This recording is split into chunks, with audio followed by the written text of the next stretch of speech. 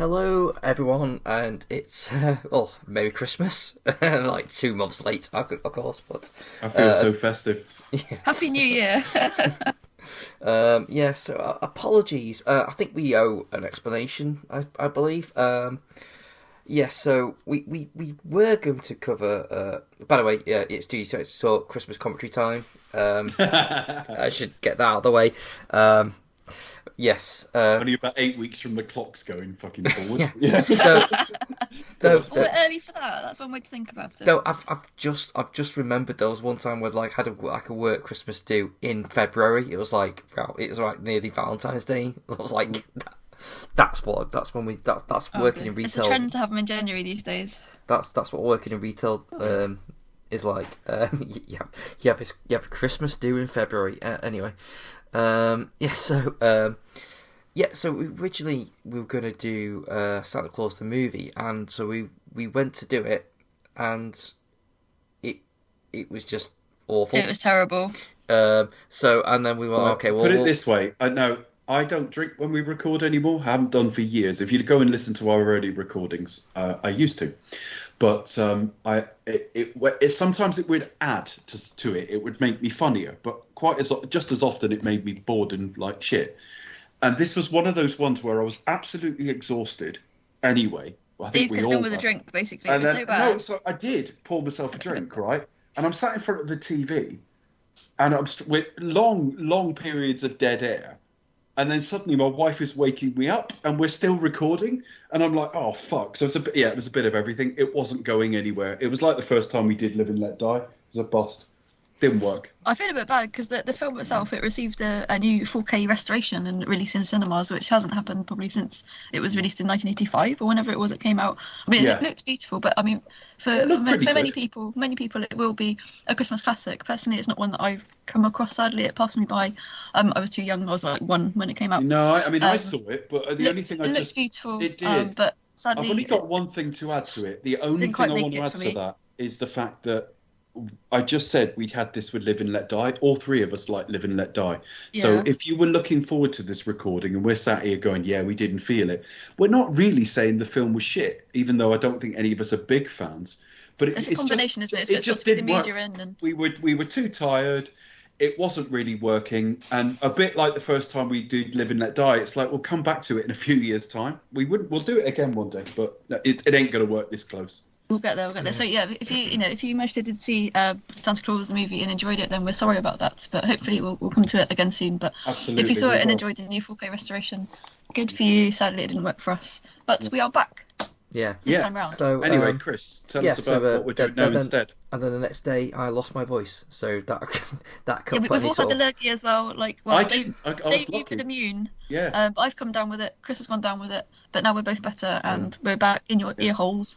I mean, Becca was the most sick, but Chris literally couldn't make himself heard, so it wasn't going to work. He was mute for a few weeks. Yeah, and then it sort of stayed on. So even while I could actually talk, I was still a bit croaky for weeks. Yeah, it went on for a while, didn't it? Because people are talking about like the 100-day cough, aren't they? And it's just it's hanging around a lot longer. Twice. I mean, I'm still a bit sniffly. Twice we were going to record in a week, and Chris was saying, let's say, for argument's sake, we were going to record on a Wednesday, which isn't a usual day for us, but we did. Chris on Monday would say, hopefully, fingers crossed, and by late Tuesday, when we were like definitely wanting to know, do we need to be free tomorrow? Chris was going, I don't think I'm going to make it. I might, but I don't think so. Yeah. So we'd have to say, well, forget it then. So yeah, that's why it's early February. So yeah, which is also an occasion of sorts, though, isn't it? Yes. It's almost like it was meant to happen. Because it's would you know it? What day is it? Well, what day is it tomorrow on the day of recording day? Tomorrow is the 2nd of February. And any of the listeners wants to guess? Tell us more. What day that? What significance that day might be? Well, it's the legendary David Jason's birthday, so we're going to do all 7 seasons of Only Fools and Horses now. We'll be recording till May. Including aspects of the Frost. We're trying to work out what's going to happen. Is there more winter to come? Because tomorrow it is Groundhog Day. Yes, it's our second Bill Murray film for Christmas commentary. I know, and I'm fairly committed to getting this out. Probably, if Chris is able to do the notes, this should be out the day after. Maybe even on the day on YouTube. So it will be available in and around Groundhog Day. What is it with Bill Murray and Christmas films? Because last time I picked Scrooged, and now we've got Groundhog Day. So there's obviously a thing. This is your choice, though. Well, I mean, you've had this lined up, didn't you, Becca? Chris, I did. and I do. We've all had sort of a hand in it, because I remember saying a while ago before we did Planes, Trains, I said we should just because we don't have Thanksgiving, and I doubt Groundhog Day is a thing in America outside of the film, really. Oh, sorry, that's my mum. Sorry. You just expand the holiday to like a wintry break, and I think that does allow you to do those sort of Thanksgiving films if you really wanted to and stuff. And I did say I wouldn't rule out doing Groundhog Day, and then Becca said I might do that next year, and of course we've busted through the last one, so here it is. Well, yeah, I mean, it actually is next year, so yeah. Well, she's right then. Well, it is, yeah. The way you could look at it, Becca, is you get another choice at Christmas. Yes, I could pick something else. Yeah. All right. So this is only about 101 minutes, this film, including various credits. I'm watching the Netflix version. Becca, I'll be doing the same. Yeah, and Chris has got it on iTunes. So we're just going to get on with this. The reason being, we've got a relatively short window to do this tonight. We are still doing a review of like the last 2/3 of 2023 next week, and like we did last year, but very informally, like we did last year, where it's like, what did we see? Did you see that? Oh yeah, what did you think? And we just talk about whatever we feel like, and then we will start Hitchcock within the next 2 to 3 weeks, health willing. All right, Chris, do you want to count us in? Okay, so ready? On the count of 3, so on 3, I will press play. So get your VCRs at home ready. Yeah. VCRs? Yes. DVD players. Get ready to man your alarm clocks. Yes. Right, on 1, 2, and 3. And it's another one of those films that my first recollection of is Barry Norman's film program, because he did a set report from this film, or somebody did. I can never remember whether he did them all or he sent someone sometimes. I can never remember. But it was a feature on the film program that they were filming it, I can't remember, about a year before it came out, and I'm presuming it came out into maybe 92. And they were talking to people, and I just remember being really taken with the premise. And I was just like, yeah, I'll look out for that when it came out. But I don't actually know if I did, in that I don't know when I first saw it. I don't know if I went to the cinema for this. I'd have been about 16 when it came out. If it came out in around the time of Groundhog Day, I would have been about 16. And it's a Harold Ramis film. Harold Ramis and Bill Murray had a major falling out, and I don't know all the details of that falling out, but it was only on his deathbed they reconciled. Yeah, it was quite late, wasn't it? So, But yeah, they had this amazing working relationship, and then all of a sudden. Yeah. I never really thought of Harold Ramis as a director, but he is, isn't he? He did quite a bit. He's got quite a few, he's got some good titles to his name. It's quite distinctive as well. I'm looking him up now. I just got to see, because I normally have information about the film up, and I hadn't really thought about it because we started quite abruptly tonight. Hang on a second. Groundhog Day. I would have thought it would have been released somewhere around the date it's meant to be set. So we saw, February the 4th in America, and then a wide release on February the 12th in America. Might have been later here, you never know.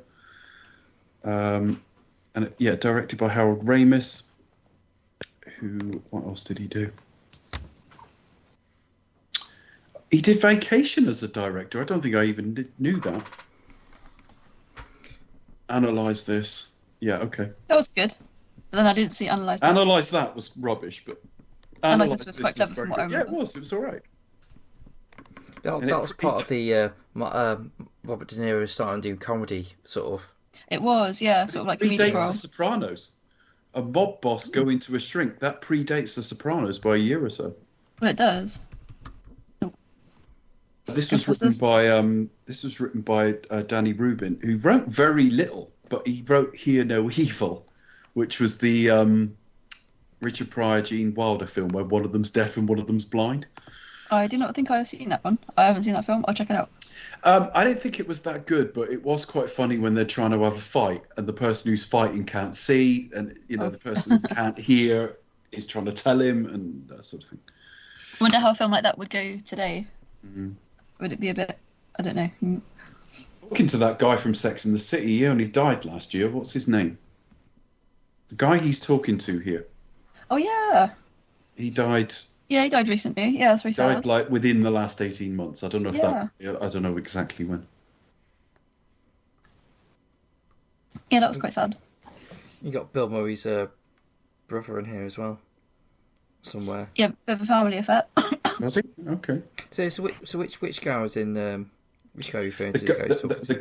The guy in the red sweater who's just walked away from the screen. The chap with the glasses. He is. Yeah, he's him.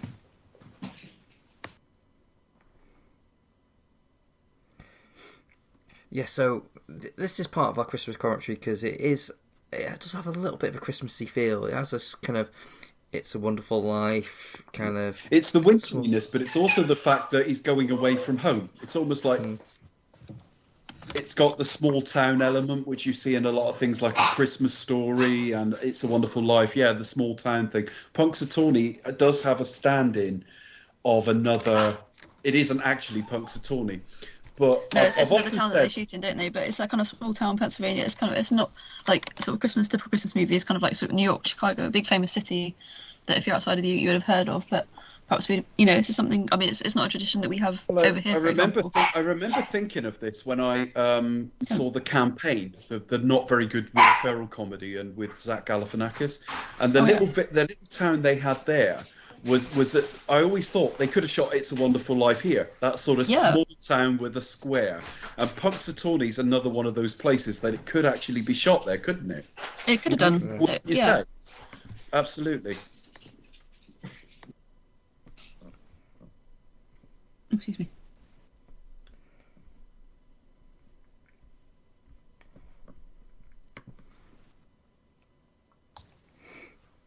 I've only let's see what IMDb says about the recording. Oh, yeah, it's actually not filmed in Punxsutawney, but filmed in Woodstock, Illinois, just 50 miles away from Bill Murray's hometown of Wilmette, Illinois. So, Illinois is not that close in America. Well, in the scope of the whole United States, it is, but in mileage, it's a very long way from Pennsylvania, isn't it? Illinois. Oh, it says there's a small plaque that reads, "Bill Murray stepped here on a curb, where he continued steps into a puddle." There is another plaque on a building wall in the corner that says Ned's Corner, where Phil Connors is met by Ned Ryerson. I'll talk about Ned Ryerson in a minute ago, because in the first, maybe a couple of years into about 3 years afterwards, I was friends with him on Facebook. Oh, really? Wow. Yeah, because he would openly, before a lot of these people, like now, if I had an interest in a particular actor or celebrity, I'd go and find if they had an official page and maybe a fan page and follow that. But I think quite early on in Facebook, quite often they just went on there as themselves. Without having their management company. Yeah, they didn't. I don't think they really thought about it. And he's the sort of guy who might do that anyway, to be fair. I used to listen to him on... the Slash Filmcast, which is now The Filmcast. The main presenter on it's called David Chen, and he started a side podcast, which I've no idea if he still does, called the Tobolowsky Files. And it was literally Stephen Tobolowsky telling stories. Now, however old he is now, and I'm going to look him up in a minute. I can tell you how long it is. Right, Stephen Tobolowsky's 72 now. He'll be 73 later this year. I know I last listened to it when he was 64. Oh. The reason I know that is he had to have a heart bypass, and he was talking about. He told a story about it, and he was saying about the doctor trying to say to him, "You're not a 64-year-old man on the verge of death. You're a 64-year-old man with an opportunity now." So that was about 8 years ago. So that would put us back in, let's say from last year, that would be 2015. I probably listened to it for about 5 or 6 years. David Chen used to interview him, and I was friends with him on there. And but you would answer it wasn't like. Did you interact with him much? It strangely wasn't like a star fucking scenario. It wasn't where honestly, you would he'd post something family related, and you might comment on that. Occasionally, he'd comment on yours. And like everybody else on Facebook who's famous, obviously he ends up with 5,000 followers, and it becomes useless as a social media tool. But yeah, that was basically That's it. amazing. How about your Facebook buddies with Eagle-Nosed Ned? He's one of these actors who has been in so many things. He pops up all over the place, doesn't he, really? And it became almost like a running, not joke because it wasn't funny, but it became like a running part of the introduction that David Chen would introduce him by saying, the man who played, and then name a character, to take a silly example, waiter, hitman number 3, or background waiter, or something. Yeah. Although more often than not, he is a named character. He would introduce him. He's got loads of credits to his name. Apparently, just quick cursory glance, he was in the Eddie Murphy Christmas film last year, apparently, which I've not seen. I've not seen it. That only came out a few weeks ago, didn't it? I'm still thinking last year because we're doing a Christmas film like 12 months ago. You mean like literally 2 months ago? Yeah, unfortunately. Yeah, Christmas ago. That film is Paramount Plus, isn't it? Either that or Disney? Might be Amazon. Might be Prime. I'll find out now. We need to know what we're talking about. Candy Cane Lane, it's called. Candy Cane Lane. That is. I mean, I'm not suggesting. I've not seen it, unfortunately. But it is. He was in that. It's nice. It's nice to add it to our possibilities. I heard reviews weren't that great, but it's a Christmas film, so Amazon Prime, yeah. We could add it to the list. Yeah, I don't have the Prime at the moment, so.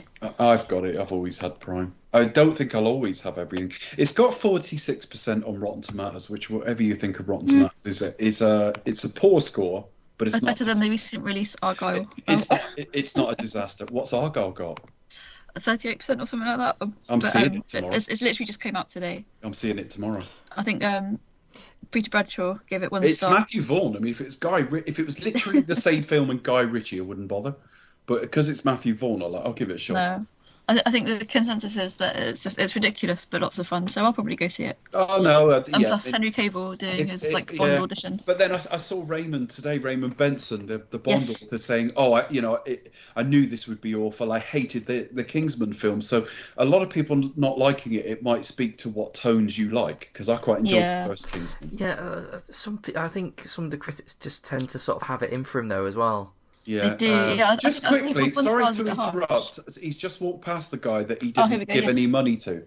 That old man, he goes through a lot of the film trying to save him later. He does, yes. Yeah, he becomes a pivotal character, doesn't he, later on, definitely. Yeah, I think Matthew Vaughn does divide opinion. And I mean, I didn't love Kick-Ass, and I do see him as part of that sort of Guy Ritchie stable in style. But it's a bit weird. I mean, I enjoy Kick-Ass. I enjoy his other films. Some of the Kingsman sequels, not so much. Kingsman, the first film, fantastic. I think it's him who wants to do Superman Red Son. I'd be up for that. Yeah, no, he does have Cavill, definitely. I mean, I'll go and see Argyle for sure. I mean, it just looks ridiculous. I'm sure it'll be loads of fun. Well, there's an air of mystery about at least isn't the new Guy Ritchie film does look quite decent. Air of mystery around. Argyle, yeah. Yeah, I've avoided spoilers so far. But I know done. Yeah, well done for you. The film hasn't been spoiled for me. I mean, it doesn't matter I'm not that sensitive to it. The other thing, just Stephen Tobolowsky, and obviously because this film continually repeats, it's not like mention it now or we won't see him again. We'll be seeing him all the way through. Yeah, shortly. Firstly, he doesn't really age that much. He's about 42 there, and he's 70 odd now and looks really similar. He still looks the same. But the second thing so does Bill Murray. Is he's one of these people that you'll have seen in an awful lot of stuff. Every person who is listening tonight, even outside of Groundhog Day, you've seen him in loads of things. Yeah. But little things. He's been in Space Force. You recognise him. Well, the first thing that comes to mind after this is he's Sammy Jenkins in Memento. Remember Sammy Jenkins? He's the black and white story that interrupts scenes. Memento is another mind-bending film, isn't it? It's one of those films you kind of got to watch quite a few times. Yeah. Let's have a look. On the DVD, you used to be able to watch it backwards, which I did. Yeah, you had the extra where you could watch it the right way around. He was also Uncle Neil in Freddy Got Fingered. That's the sort of thing David Chen would introduce him with. I think I saw that film like once on release, and then that was it. That's just like this film has no plot. It would be up there with one of the worst films I've ever seen. What was his name? Is it something Green? What was his? It was Tom Green. He was married to remember when he was a thing? Yeah, he was like really famous for a while. There's a bit in the film he's licking the bone of an exposed fracture, and it's like it was like in it as well. Randomly, I'm not even sure what's meant to be funny about this. Welcome to the early 2000s. But I know, yeah, literally. He was also in The Time Traveller's Wife. He was one of the doctors that was trying to help Rachel McAdams have a baby when basically part of the genetics was time jumping and stuff. Mm. That's one of those films where like you gotta have tissues handy. I remember Eminem back in the day. This was like right in the heyday of Tom Green, doing like a parody of Tom Green, and it was bang on. Like it was literally. It could have literally who did that? Sorry, Eminem. Right. Oh really? Yep. It was like something like the Slim Shady Show, like a one episode type sort of thing, and he did it like almost like his own. Yeah. Do up a Tom Green, and it was literally like this could easily just be Tom Green. I used to watch Reeves and Mortimer, specifically the Reeves and Mortimer era, where it was the smell of Reeves and Mortimer, like 93, 94, and because I'd never tuned into Big Night Out, even though I know that's their seminal program, and I remember watching it. And something struck me. I watched it thinking, I'm not sure I like these. And I got a few minutes into an episode. I was about 16 and very pretentious. And something struck me as funny. And it almost like corrected my brain in that like I continually laughed at them thereafter. But I always thought if someone walked into a room and said to me, what are you laughing at? Sometimes I just wouldn't know. And Tom Green was always the shit version of that, in that like I'm not even sure what I'm meant to be laughing at here. And Freddie Got Fingered was almost offensively bad. It's just offensive and bad. Oh my god. Yeah, I don't mind gross out comedy though, but this was gross out and not remotely funny. And what's funny about linking an exposed fracture? That's not funny. Yeah, it was a little bit pushing it. But yeah, I'm still going through to Stephen Tobolowsky. So many things just appears in things like I'm Mad range, About You. It's quite a wide-ranging. That 70s show, Murder 1. I thought he turned up. I thought he turned up in. He turned up in Curb Your Enthusiasm, which I was telling my wife about the other day because she had not heard of it. Oh no, it was Darius. Sorry, I was telling my stepson about it. He was in The West Wing. Yeah, he's in so many. He was in Deadwood. Yeah, as a recurring role. But I don't think he's in the first season, which is the only one I've seen. Boston Legal, Studio 6. Yeah, so this guy. Boston Legal, that was a good series. Yeah. Dear. I know it's Shatner. Yes. Yeah, Bush watched it for him pretty much.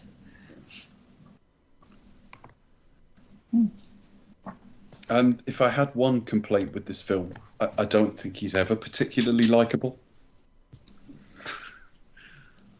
What, Bill Murray?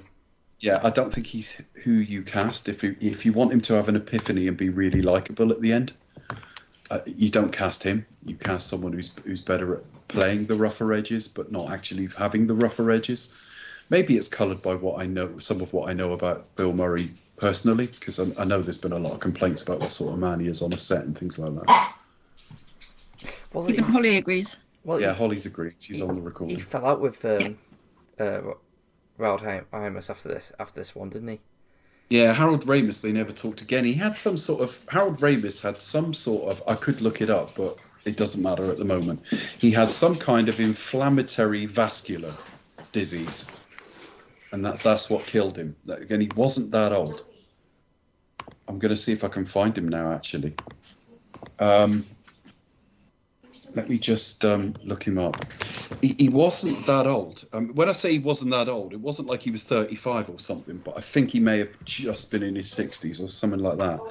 In fact, he was 69. Sorry, he was nearly 70. Yeah, that's not that old, is it? I don't think. Not really. He had autoimmune inflammatory vasculitis. So he lost the ability to walk, and then he relearned how to do it, and then he had a relapse. I knew someone who had that around their like kidneys or something similar, and needed a kidney transplant. Yeah, but they fell out, and I'm not really sure why. There was something to do with the direction of the film. They just argued about direction. Yeah, it was something quite serious, and then obviously they only kind of made up just before he passed away. Right. So. Ramis, it was a falling out during the filming of this, which he attributed to problems that Murray had in his own life, and they didn't speak for more than 20 years, which puts him on his deathbed because he died 21 years after this. And his brother, Murray's brother, encouraged him to make amends, and he turned up with a box of donuts and a police escort. And Ramis couldn't speak. They spent hours together. No. Oh, well. I was watching clips from... Sorry, go on. Glad they patched it up at the end. Yeah. Absolutely. Yeah. See, when you're a kid, you know Ramis mostly from Ghostbusters. Yeah, I was going to say. But I saw it at the age of 8. And when you're 8 years old, Ramis is the boring one. And I don't mean that to be rude, but of the first 3, of the main 3, Egon is the boring character when you're 8. Yeah, when you're little. Yeah, I'm not saying I feel that way about him now or his performance. I'm saying they had 3 distinct characters. Yeah. And for a child, his character is the least, is the most austere. Well, he's the most sort of dry delivery, though, isn't it? It's exactly. But you don't get that when you're 8. So he directed Caddyshack as well. I had no idea. I didn't know he was. I didn't know he was directing that early. I mean, the Vacation is the best of the Vacation. That's the other thing we've talked to. We nearly did Christmas Vacation, and I've always said that, and it's a bit beloved. But the thing is, it came a few years after the previous Vacation films. I think of the first 3, it's the weakest. But it's just, you've got an excuse to watch it every year because it's Christmas. We still will cover it one year, though, because it's still funny. Yes, you think it's the weaker one of the Vacation? Well, right. I take it you're not including. I'm not including Vegas. No. The reason I'm saying that is I don't think I've seen anything after it, and my only doubt on saying that is that I haven't seen European Vacation since I was a child. So you've got a very young person's opinion there, and it may not hold up. I remember funny things like Buckhouse Parliament and all that. And I remember Pig in a Poke and all the rest of it, and them hitting Eric Idle all the time. But I'm absolutely sure Vacation's better because I've seen that in the last 5 years. Like I showed that to my wife in the last 4 years. European Vacation, I don't think I got round to see, but I definitely think it's weaker than Vacation. Put it that way. I'm just going to admit, unfortunately, I don't think I've seen the National Lampoon movies. I do apologise. The National Lampoon's thing is just I do know about it and Chevy Chase and one no, thing, but but I just they're on my list and I just never got to them. So I might pick sign over the Christmas door, Vacation. So yeah, but Animal House is nothing like the Vacation films. No, well, I've seen Animal House, and but I Chris, just haven't seen the National Lampoon. Yeah, but isn't Kentucky Fried Movie a National Lampoon's film? Oh, what I'm saying is they're not that similar. You can't go, oh, that's a National Lampoon's film. No, yeah, I can't see. I haven't seen the Christmas or European Vacation, unfortunately. Okay. I was thinking about this the other day, and I'm sure of it, but it's trying to think if there was any actual connections other than like. Oh, see, I'm not even sure if it's like the same producer team. Do you know what I mean? I can't. I don't know if it's just like a studio, just like it's a comedy. Let's call it National Lampoon. Do you know what I mean? I'm not sure. Yeah, it's quite far removed from the original. I don't know. I don't know, but all I'm saying is I'm not an expert on anything National Lampoon, but I've seen like 3 of the Vacation films, Animal House, and at least 2 or 3 others. And apart from the Vacation films themselves and some of the people that turn up, they're not that similar. Animal House is a very, very different film. It's broadly kind of frat comedy. Yeah. All I remember is, have I remembered this correctly? Doesn't Donald Sutherland get stoned with Karen Allen or something? Something like that. Yeah. I think last time I saw it, I was actually in America, so it was many years ago. But yeah, you could have shot Back to the Future here, couldn't you? It could be Universal, it could be the backlot, and you wouldn't know the difference. But I think it's great that they do. Well, obviously studio shooting and everything working on that, but yeah, if they could shoot on location, I think that's really cool. It kind of adds Oh God, as to the character. Yeah, the only thing I'm not. I'm You can tell this in his drinking game, like have a shot every time he steps in that puddle. Oh my God. You would be dead. It's a bit like if you try when they say family in the Fast films. Oh God, yeah. I'm just looking for the budget. Every time they swear. They're not very precise. They're saying the budget is between 14.6 and 30 million. That's pretty decent for a comedy 30 years ago. Yeah, this is old film.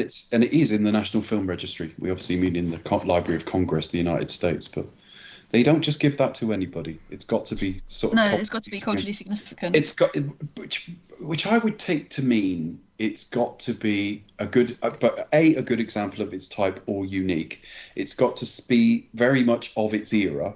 But at the same time, I think it's got to stand the test of time for that. But there are plenty of good films. I think the time travel aspect of it helps to kind of keep it. I mean, yeah, this film's like 30 odd years old. It's hugely popular. I mean, it's one of those things. It's certainly the reason why I keep returning to it. Why I sort of chose it. With Bill Murray, comedic genius. I happily watch whatever he's in. Listen to him. I love his voice. I listen to him read the phone book. But yeah, it's one of those things where, like, even though it is very 90s and it's traditionally American sort of tradition as well, typically American tradition is what I'm trying to say. But it's one of those things that, despite that, and despite that cultural difference, keep going back to it time and time again. I was just a note on sort of Andie MacDowell. I mean, just a couple of things. Firstly, she's still a working actress, and I was just looking. Her daughter is Margaret Qualley. Yeah, she's amazing. She's a fantastic actress. We've mentioned her in Once Upon a Time in Hollywood. She was like the one who was flirting with Brad Pitt, crossing the road and things like that. But she's also. I did not know that. I did not know she's. Yeah, I may have mentioned it at the time because we were looking out for. She's got a new film coming out, hasn't she, as well? I'll come to that. Ethan Hawke's daughter is in it as well, though. Ethan Hawke and Uma Thurman. And at one point, I pointed to I just had a brain fart and pointed to the wrong thing. But a few days ago, I was out or somewhere, and I came home and my wife had been looking for something on Netflix, and she was watching Maid, which is 2 or 3 years ago, and it's about a woman who escapes an abusive relationship, and it's Margaret Qualley, and her mother is played by Andie MacDowell as a bipolar character. And the other thing is, she made the conscious decision, Andie MacDowell, to age gracefully, in that she's still got long hair, but she's let it grey out a bit, and she's really, really good in it. But Margaret Qualley is also in Poor Things, Becca. Yeah, I need to go and see that. When was Poor Things released, before or after Christmas? In cinemas, I mean. Oh, over here, I think before. Look that up. Oh, no, it's probably been out. If it's after, I won't cover it in when we do the last year review. If it is, I'll say a few words. I think it's one of those. It's a big release, isn't it? It's a Yorgos Lanthimos film, so I think we need to cover it anyway. But unfortunately, I've still not seen it just yet. So. We watched The Favourite a couple of nights ago, but that was brilliant. That was a great film. Yeah, well, it's the same filmmaker. Well, it is, yeah, obviously. So, have you guys seen The Lobster as well? I haven't seen Lobster, no. Check it out, really, really good. I think for me, those are certainly two of my favourites. The Favourite and The Lobster. But yes, they're always really different, but they're always a little bit quirky. But they have a wonderful cast. She's in a Coen. I was about to say especially the Lobster as well, because they have quite a specific way of speaking with the characters. It's the dialogue, the way it's delivered. Well, they're all really in quite all of his films. They're kind of. Poor Things has the same thing as The Favourite. They're all quite blunt with each other. They are, and they're quite hear the C word quite a lot. I mean, yes, they're quite sweary. What's he called? Mark Ruffalo is playing quite a sort of lounge lizardy but refined. So he's a gentleman but a womanizer and a bit of a drunk, and he throws around the C word James Bond quite liberally. No, it's not. It's almost a bit. No, I'm joking. Don't worry. But it's really good. But yeah, so Maid is on Netflix. We watched it a few weeks ago, and she, as I say, she plays bipolar in that. And she's very good. But I'd only seen Margaret Qualley as a side character. Apart from the hair, she's got similar hair to her mother at this age. But facially, they don't. She's not gotten to that point yet where she's turning into a mum. No, she doesn't look that much like her. And of course, I'd only seen her in Once Upon a Time in Hollywood, and then it becomes a bit of trivia. That's her daughter. But I've seen her carrying a show now, and she's very, very good.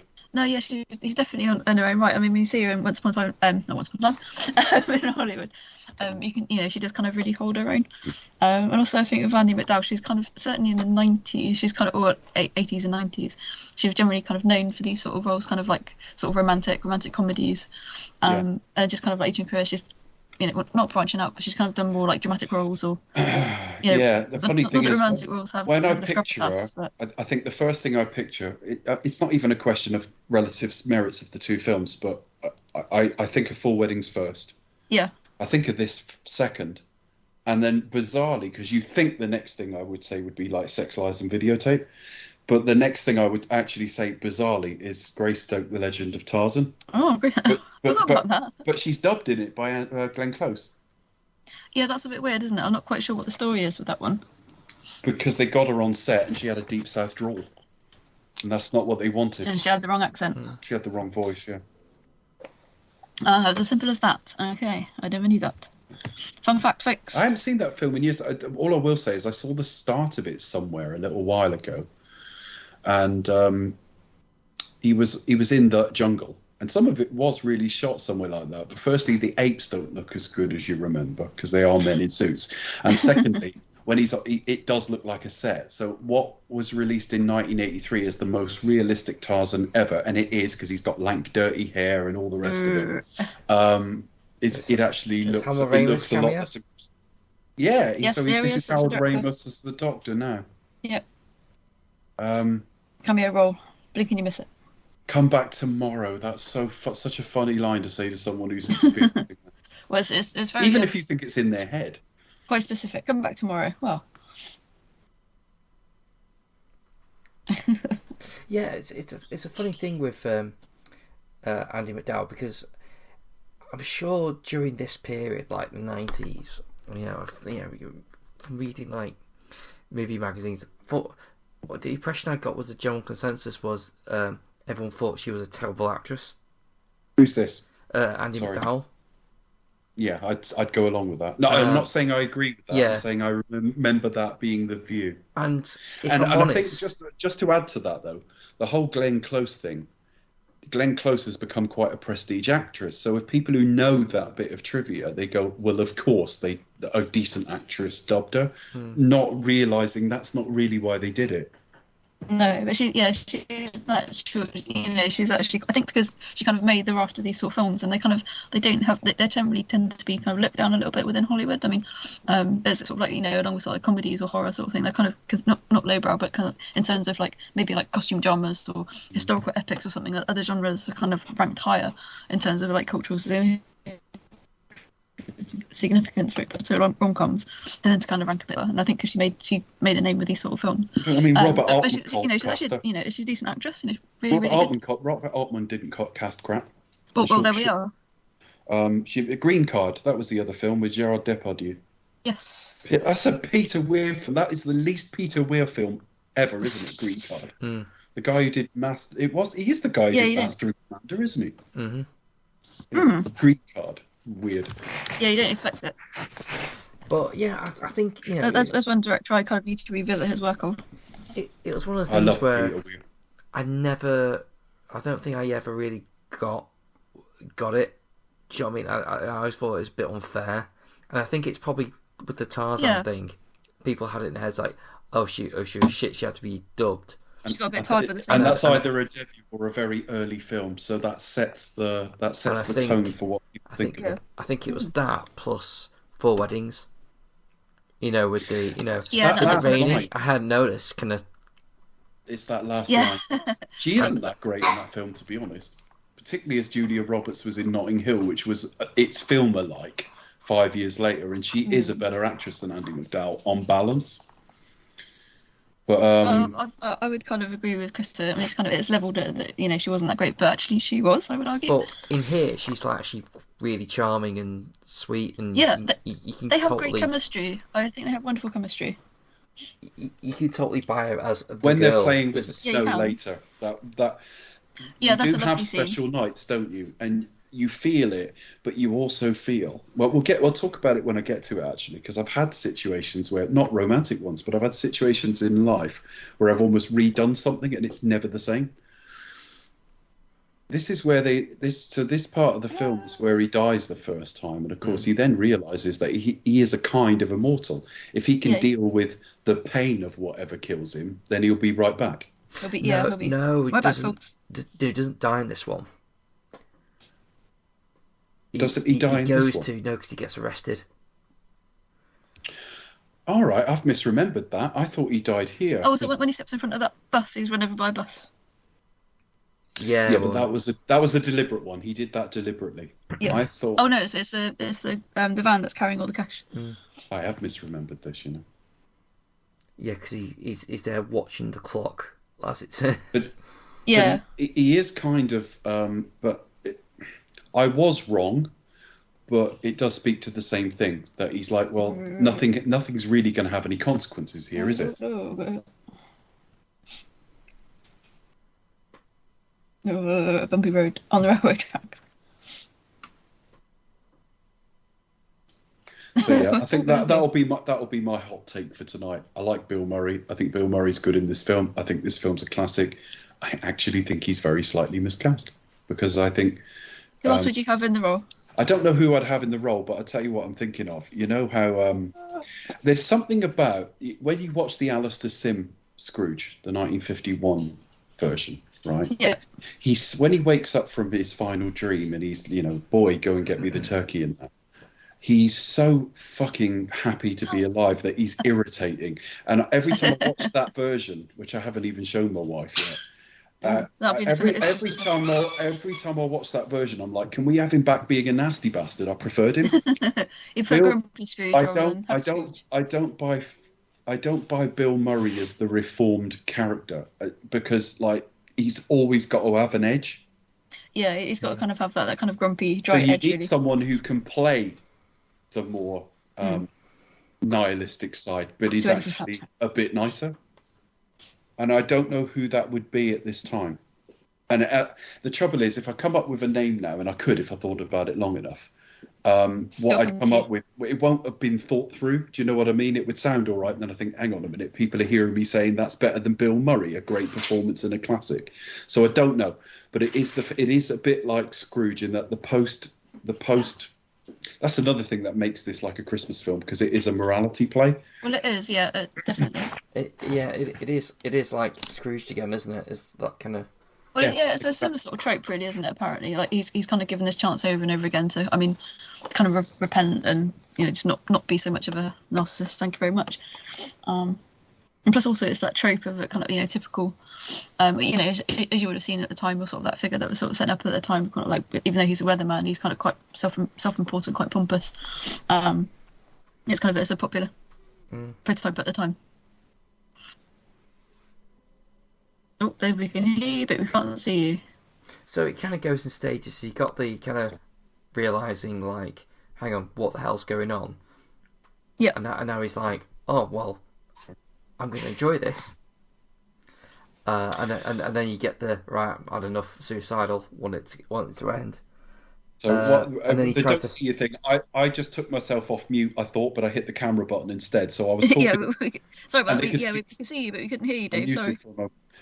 No, my final point was just purely a reiteration that so many of these Christmas films are about, and family films as well, are about learning lessons and being about redemption. I'm not sure I'm not saying Bill Murray might be a wonderful guy. I don't know. It's only rumor you hear, but I think he always needs to have a bit of an edge, and I just think this wonderful. Oh, aren't I lucky to be alive? Let's move here. Character doesn't quite suit him. All of this does. Scrooge, but I think here he does. I would kind of beg to differ. But it's such one of those things. I mean, it's like Tom Hanks was going to be cast, but apparently he's too nice. I probably couldn't buy him in the role. I think. Hang on, he was the road to perdition. He could totally do it. Yeah, probably. The only thing that doesn't quite sit right with me, in regards to this, is the fact that his whole thing about like winning the girl and doing all these nice things does all rely on him having the knowledge of living the same day over and over again. Do you know what I mean? It's quite flimsy, isn't it? Yeah. It is like Biff Tannen using his knowledge of the future to get Lorraine Baines with his wealth. Yes. So it's kind of like, yes, he gets the girl, but it's also done slightly under disingenuous circumstances. Do you know what I mean? It might also, not only that, the one I do buy is the old man, right? Because I think he genuinely gets invested in that. But all the other people he helps, it's almost got a feeling of an experiment. He's like, well, I've tried everything else. Let's see what else I can do. I don't buy the heart except with the old man, but then I think the old man may be the key. And the other key is the ice, the night with the ice, with the sculptures and all the rest of it. That is a special night. And when he realizes he can't reproduce that, it's like something very special happened there. Yeah. Now, I recognise this woman. He's just gone over to the woman with the newspaper, and he does have a fling with her based on information he finds out. Where have we seen her? What's her name? Excuse me, thank you. What's the character called? Has she said her name yet? Has she said her name yet? Oh yeah, not yet. She's like 30 weeks. I recognise her, but then she's the sort of actress that could turn up in anything. Nancy. So she's Nancy Taylor. Nancy Lincoln. Again, in her time's fast passing. She's in her 60s now. She's 30. Marita Gray. Garrity. Sleeping with the enemy. Somewhere, Owen Lynn. Owen Lynn is listening to this and going, "Fuck me," the Irish guy. We can't pronounce shit in your language, so. She was in Broadcast News, Sleeping with the Enemy. Both of those. I don't know if I've seen Hero. I've definitely seen. I was about to say Groundhog Day, but of course we were talking about it. TV though, things like Spencer for Hire, we've all caught episodes here and there, even if we didn't ever really watch it. She was in Seinfeld. I've seen all of that. Oh yes, of course. She's in an episode of Frasier. I've seen all of Frasier multiple times. So she was a character called Amanda, but that doesn't really narrow it down. She's in episode 3 or 4, judging by the date. Okay, so she was in Judging Amy, which had, talking of NYPD Blue, that had Amy Brennan in it, who went on to be the star of that. So I've seen her in things. Yeah, a lot of TV work. TV work, yeah. Yeah, done lots of TV stuff. Hasn't done anything for a while by the look of it. I wonder if she's retired. Some of them do. She might have done, retired to start a family or decided to start something else. Had a new career that wasn't in film and TV. Okay. Yeah, no, there's no consequence as well. He's going to end up with Andie MacDowell, and she's got no idea he probably slept with half of the town in the thousands of years. He's been around. He probably experimented with Ned at least once.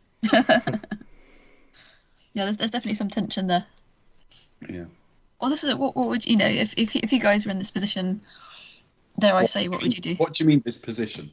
Well, not that position. At this point in the film, they're in bed together. But what could you do? Yeah, so if you were up yourself, weatherman. Sorry, eventually you get so. You're given a chance to repent. What would you do? Eventually, I don't think you would start. We don't know the exact. I've heard people suggest this is 10,000 years. I've had people try and count the days literally, and it's a few years. Yeah, I don't know what the time span. Some of it is based on how long it takes the 10,000 hours to learn piano and things like that to a concert stand. So there's lots of theories. But if we take it as decades, he's doing this, right? If this was like me, and you take the comedy aspect out of it, I get the trying everything. I get the learning all the patterns. I don't think the deaths would start so early. I think if it was us and real, there'd come a point where you just go, I can't do this anymore. And then eventually you take your own life and find that didn't do any good. No, that's it. It would, you'd be a little bit like, But yeah, it would take, I'd be inclined to believe this did happen like over many years. I don't even know where the idea comes from of this, and making it Groundhog Day. As much as I like the film, I almost think the concept and some of the details are the genius bit of it. Why Groundhog Day? Why this town? Why this storyline? Groundhog Day has now become... It's become a thing, really, hasn't it? It's sort of become if you go in and you're having the same row with somebody for the 15th time, you go, Christ, it's like Groundhog Day. It's become a cultural touchstone, touch point, hasn't it? Really? It's really, you can see why it's in the registry, the National Registry. Well, exactly, yeah, it has made that cultural impact. Do we have a British equivalent? Probably not.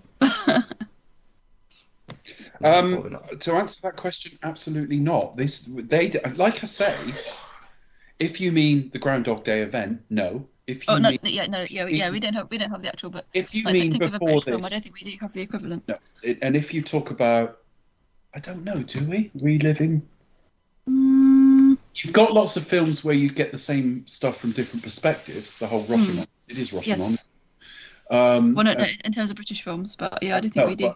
You've got lots of films that went and followed that. Have I got the right Kurosawa film? Was it Rashomon? Yeah, that was Kurosawa. Yeah. No, was that the one?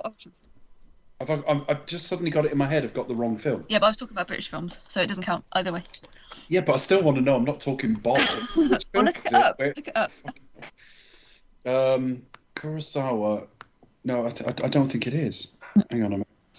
My point was, but you've had lots of films based on that, and some of them will have been British. Yeah, you did have the right film. You've had alternate timelines, like not in Britain, but you had The Family Man, the Brett Ratner film. Let me just say, Akira Kurosawa. I've seen. I mean, I'm not going to claim to be an expert, but a bit like with Korean cinema, I've seen a fair bit of Kurosawa, but I've suddenly gone, oh Christ, am I talking about the wrong film? You know, where you suddenly get this thing where you go, I think that's right, but it sounds right. Yeah, you were talking about Rashomon as the right film. That's fine. Oh, that's good. Yeah, I just said that twice. All right. Oh, very exciting. What? That she's buying him a cup of coffee? What are we talking about? Yeah, I mean, I'd have to watch it again because I've never been a fan of Brett Ratner, but I'd be interested to see how The Family Man stands up because I watched that a few years ago, the Nick Cage film, and you know I'm not massively a Nick Cage fan, but I thought that was quite a sweet film. I still haven't seen it. I was going to save it in case we do it on the show. Anyone who's either ever been in love and lost somebody or would really love to have that experience in life. Yeah. That film is sweet because the man has just lost his soul and then he gets this domestic setup, which is just, it's got its challenges because it's kids and money worries, but it's beautiful at the same time because there is beauty in like overcoming together and stuff. You do look back on things you overcome in difficult times and go, you know, we got through that together. And The Family Man had that. But knowing what I know of Brett Ratner now, I'm thinking, was I just in my 20s and not fucking thinking? Because I can't believe he would have made a good film. Well, you know, strange things have happened. Stranger things have happened. Yeah, indeed. But Bill Murray's had a really interesting career. He's got incredible screen presence. He's not a leading man because he doesn't look like a leading man. He's not attractive enough to be a traditional romantic lead or an action lead or anything like that. That's why he ends up doing quirkier a lot of the time. But he has got screen presence to burn, hasn't he? When he's on screen in Ghostbusters, you ain't looking at any of the rest of them. No, you are paying attention to Bill, definitely. He's a legend. And there is something to seeing Denkman back. I know. He's in the new Ghostbusters film, isn't he? Frozen Empire. I haven't seen that new trailer yet. I need to check it out. Although I saw the last one, and I know a couple of listeners. I can think of one specifically who's a massive fan of the Afterlife film, and trust me, I'm not going to say anything too nasty because I quite enjoyed it, and I liked they took it out of the city. And I still haven't seen it just yet. I need to check it out. They had different people, you know, they had a different vibe and leaning on the history of the real thing. So it wasn't a reboot. It was about a single mum. There was lots to it I really, really liked. My only bum note to it is when the original Ghostbusters turn up at the end. It's like the Fonz walking into Al's fucking diner. It was like, hey! It's like they've appeared out of nowhere and they might as well wave at the camera. Yeah. And if you're a big fan, you're probably going, that's fantastic. Oh, look, it's them. They still look great. It's amazing. Just from a story perspective, the way they turn up and the way it's framed is a bit weak. But I liked the film. So, Mark, if you're listening, I liked it. But yeah, Bill Murray has. When this, I said I remembered the film program. I definitely saw behind the scenes, and I don't think it was the same program, but I think it was like a few months later. When they showed the first look at the film. They showed this. They showed him continually walking into the bar. And it was the bar scene. Yeah, that's what they showed on the Barry Norman's film program. For anyone not in this country listening or younger, because he did. I mean, he went over to Sky in '98, and he only did 2 years there and retired. So anyone who's under about 30, 32 won't remember him now. And if you didn't have Sky, you won't remember him if you're much less than about 36. And even that's unlikely because it was a late night program. So I think the youngest people that I can be confident remember Barry Norman are like 38, 40. But if going he's looking been dead for a while now, hasn't he? Like now, we all find we find out what the consensus is. I know there are people out there who are like, I don't trust Rotten Tomatoes. They normally don't know how Rotten Tomatoes works, but even then, they think there's some corruption in it, or correctly, sometimes they think it is just kind of spread a bit too thin and too many people have it. All of that is valid, but now you have critics. You either have no critics you're interested in, and you just look for a consensus. Or if you're looking at critics at all, or you have one or two that you look at and that's about it, and the person living next door to you has completely different ones. Barry Norman, when we were kids, was the film critic. The film critic. The closest we have now is Kermode. Because it was kind of, when I was sort of growing up, it was pretty much like Siskel and Ebert. Or generally Roger Ebert. Yeah, because Siskel and Ebert. He was the UK's Siskel and Ebert. Like the 80s. For American listeners, Siskel and Ebert or Ebert and Roper. Ebert and Roper, yeah, going back even further. Would be your equivalent. Yeah, definitely. For myself, it was Barry Norman. Tom, oh my God, I've forgotten his name from the BBC Film Show. But he's still going. Is it Bowker? Or have I made that surname up? No, I think you have something else. It's literally just left my brain. But yeah, he's been going 40 years, nearly 40 years now. Okay. Apparently, there's a brilliant film critic out there called Tom Bowker. I probably made that up. No, I think you did definitely. Yeah, there is no Tom. Who's the guy? It was talking movies, wasn't it? Yeah. Let's do the quick. Tom Brooke. Tom Brooke. Wait, the gap. I don't know where I got Bowker from.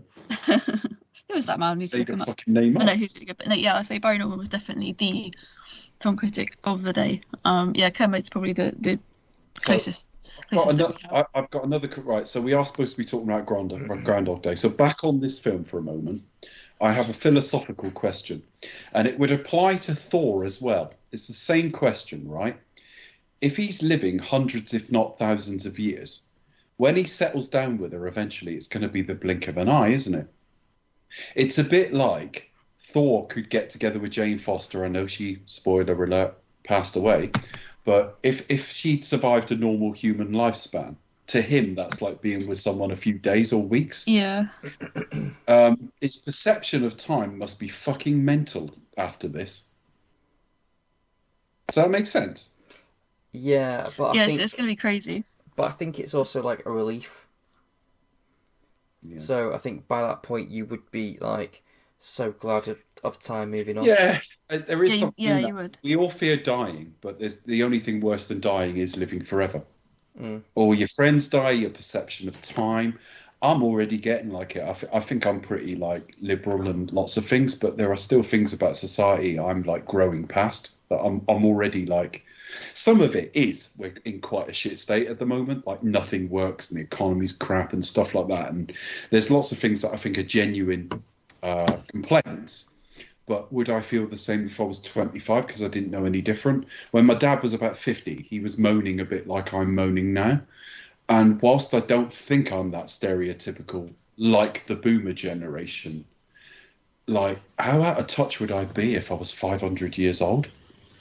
You know, I've seen everything, I've done everything. If other people aren't immortal, they've died around me. Friendships don't mean anything because they come and go so fast. You can't watch a film because you've seen every conceivable plot, every conceivable performance, every conceivable plot twist. You watch football, no goal would ever excite you because you've seen... You've seen it all. You've been around. You live forever. And the thing is, it happens within the current human lifespans. Our passions do die a bit as we get older.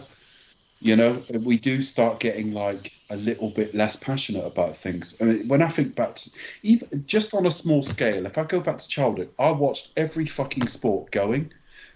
You know, cricket, tennis, fucking football, rugby, boxing, Formula One. I watched absolutely anything. And now I watch about 2 because your interest just narrow dramatically. And it changes a lot as you get older as well. Yeah.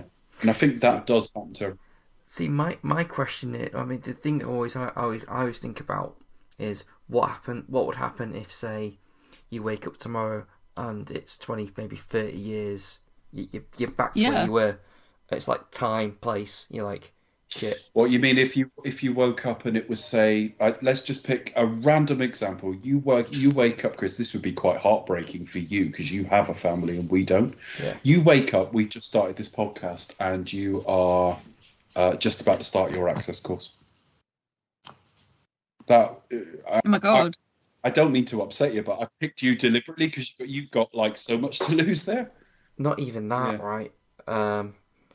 Because if you went back maybe 20 years and you're like, oh, like what would you do differently? But it's also your perception of how things are, you know. Because you've got that experience, haven't you? But it's even that. I mean, it's also like, are you getting on right, Chris? I'm going to ask the question because I'm trying to understand what you're saying. Right? Are you saying it's the fact that you know everything that's going to happen? So on a small scale, it's one day here. But if you put me back to say my first day at university, right, which was in the 90s. Euro 96 hasn't happened. Well, I can't watch that because I know exactly what's going to happen. Ricky Gervais isn't famous yet, so when he comes along like The Office, well, I know what's going to happen there. Do you know what I mean? There are literally no surprises in life if you have to relive it. And not necessarily that, but they're quite like things that happen on the telly kind of thing. Yeah. So you can kind of go, oh well, whatever. You can maybe watch that was just random examples, but the stock market crash. I mean, you could be quite well off in 2007 because you've chosen a different path or something. But then you'd be banking. Next year it goes to shit. But then you'd be banking on that if that would seriously happen. That's a bad example because you could almost insider trade there. It could be. You know what I mean? But then you'd be racking your brains thinking like, but hang on, but what if like things are different? I'll give you one. I'll give you one example that I'm not sad about. So anyone listening, don't get sad at this example because it's quite a maudling one. But I'm not sad about it, so please don't feel bad. But my father died in 2011. It will be the anniversary next week, and he died of esophageal cancer. Right. Now, there's lots of things that can cause that. That can be genetic, but it can also be drinking, smoking, bad foods. But when I think back to my dad, he had like a hiatus hernia and he had acid reflux constantly. He used to eat Rennies like it was going out of fashion. If you put me back to like 15 years before he died and I saw him continually getting heartburn, I'd be fucking torturing with myself with how can I stop what's about to happen? Yeah, how can you save it? And it isn't about saving people because everyone dies. Like, for example, my granddad died in that period too. But he died at a good age. I wouldn't be trying to stop that. It just depends what it is. Yeah. Anyway, folks, I'm going to let you guys just talk for a minute. I'm going to step away. Just keep playing. I'll be back in 3 minutes. No, but me only... I'm going to, after Chris has finished these points, sorry, go on. No, the only point is like you kind of like relive like what you know. It's like you see things on the news, you see sort of like cultural trends, and you'd be like, oh, maybe it wasn't quite how I remember. Or like, oh, hang on, that's a bit weird. That's not like how it's perceived. And anything pleasures are never as you remember them. I remember at the time. Do you know what I mean? Because it kind of play with your memory as time goes on as well. It does kind of affect your memory and your perception, as you rightly say. I just talked about a bad thing, but good things you romanticize as well. I mean, I'm one of the few people. Rated specs and everything. And it was nothing to do with failing, but I did 2 first years at university because I dropped out and I went back. Now, at 15 years removed, I look at them as like, and the first year was like way better. I was in a better place. I was ready for it. But at the time, when I did my first year, it was such a letdown because I was nostalgic about the first one. Nostalgia's dangerous. Listen, I will step away. I'll be right back in 3 minutes, folks. Keep watching, keep talking. See you in a minute. And Dave will be back after a short break. After these messages. Yes. After the short break. so this is like the special moment Dave mentioned Quick, what can we say? Oh my god, no. So it's just a bit where he starts like helping the homeless guy. Yeah, he starts kind of making a turnaround then, doesn't he? He's worked. Yeah, you can tell. The numbers kind of flick over, so it becomes more important.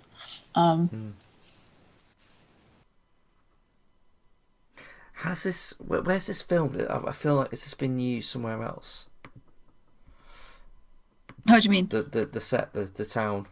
Oh yeah, it probably has, definitely. It's probably popped up in a number of locations, a number of places. Oh no, so this is suicidal phase, isn't it? Yeah, he's kind of feeling a little bit. So, but I think it comes a turning point. So it's probably the next one, and then he starts to help the homeless man. I think what he does is he works on her first, doesn't he? I think.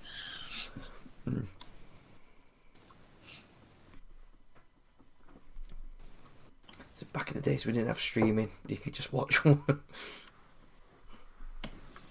You can watch it on repeat. No, it's one of those films like I totally do watch every year. It's quite sad. Even though it's kind of. Well, it's like we did Planes, Trains, isn't it? That's kind of it's not set around Christmas, but it's around sort of Thanksgiving, sort of American sort of holiday. And again, this one it's kind of more not like holiday as such, but it's more like a tradition. Even though it's at like winter time. I think it still kind of counts as a seasonal film. Like it may not be a Christmas film, but no, Dave rightly said it is Scrooge light almost, or Scrooge adjacent almost, in that he does well. It's kind of shown like the error of his ways through a freak accident, I guess. And he has kind of given that chance to repent and really turn around. But yeah, it's kind of not Christmas film, but it's a seasonal film, I guess. It's at winter time. So hopefully, listeners, do you agree? Or are you of the thought that no, not a Christmas film, what are they doing? So, but also lovely listeners, what's your impression? You can't say it's a Christmas film, but it's not. It's a seasonal film. Yes. One for the holidays. It's a good late Christmas film. This is especially if we're doing it later in the year. Earlier in the year. Oh my god. I probably had one of those clocks growing up as well. And then I've got the big digital ones that are just like 6 feet long. So it was actually filmed in the town of Woodstock in Illinois. Yeah, there we are. Yeah, not far from like the actual Punxsutawney apparently, which is quite interesting, I think. I don't think it's been used anywhere else. No, perhaps not. I wonder why they chose to film there and not Punxsutawney. Maybe they couldn't, too expensive, or logistics. Perhaps it didn't work out. But I think it adds like, I'm one of these people who goes, oh yeah, the location's a character in the film, but it kind of adds a lot of local flavour. Whereas if it was filmed on the Universal backlot on the Back to the Future set, that's quite an iconic set. You would know, and that would kind of, obviously you could dress it however you want to dress it.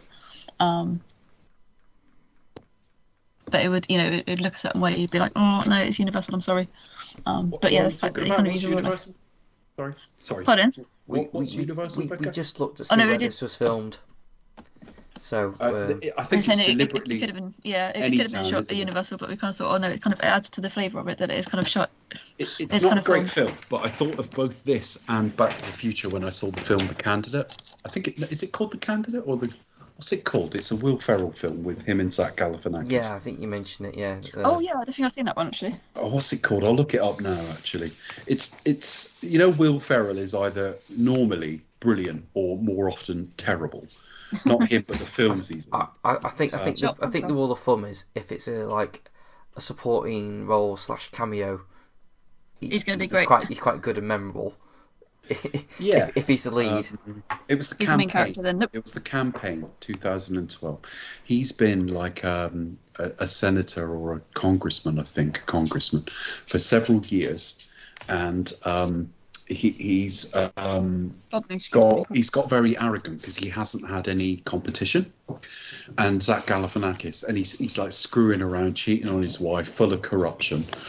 And Zach Galifianakis, who's like a real, not country boy because it's a town, but he's very small town in whatever that implies, decides to run against him.